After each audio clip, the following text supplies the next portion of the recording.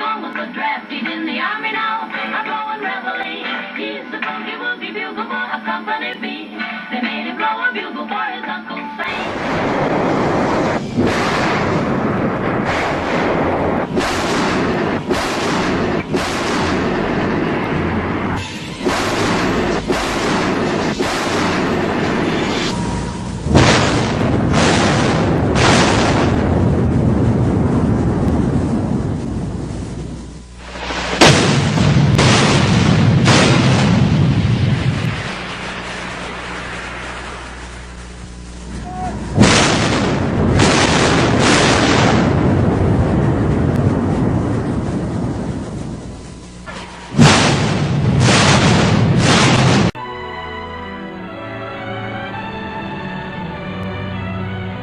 Against a good solid wind with their tail hooks down, our planes come into the broad flight deck of their new home.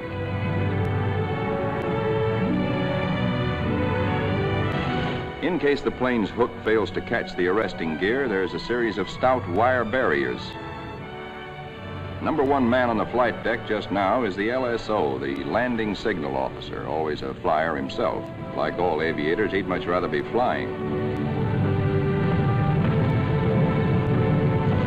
Come on in and sit down.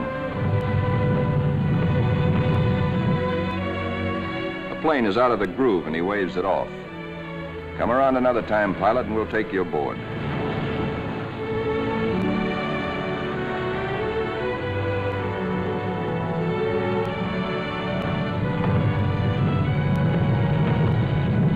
When planes land, they taxi quickly forward out of the way.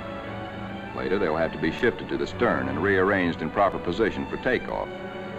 This is called respotting the deck.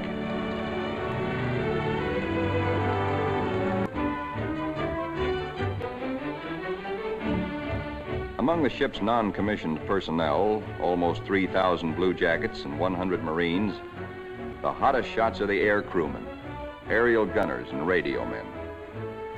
These boys and the plane captains are the partners of the glamour boys in the air.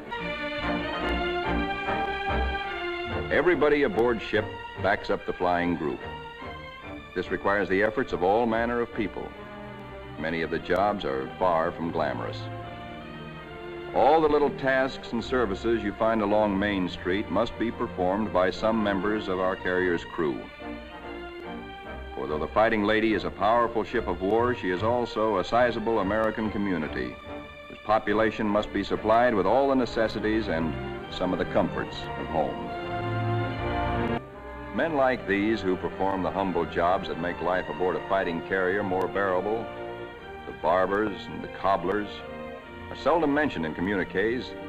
They all have a place in our fighting team. Then they climb suddenly and dive in a surprise strafing attack on the enemy's airstrips.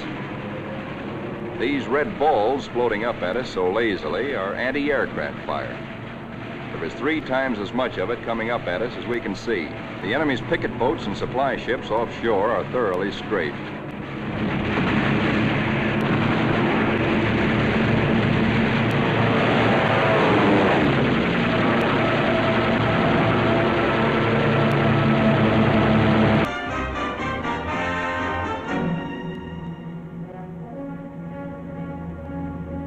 Joined by plotting Coast Guard and Navy transports. The Marines again. So another amphibious assault is cooking.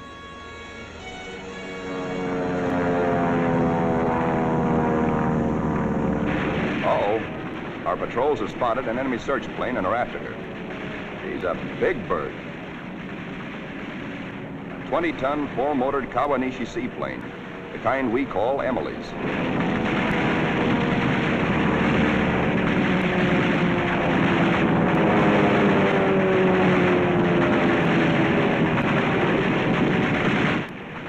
Hellcats are closing in on it.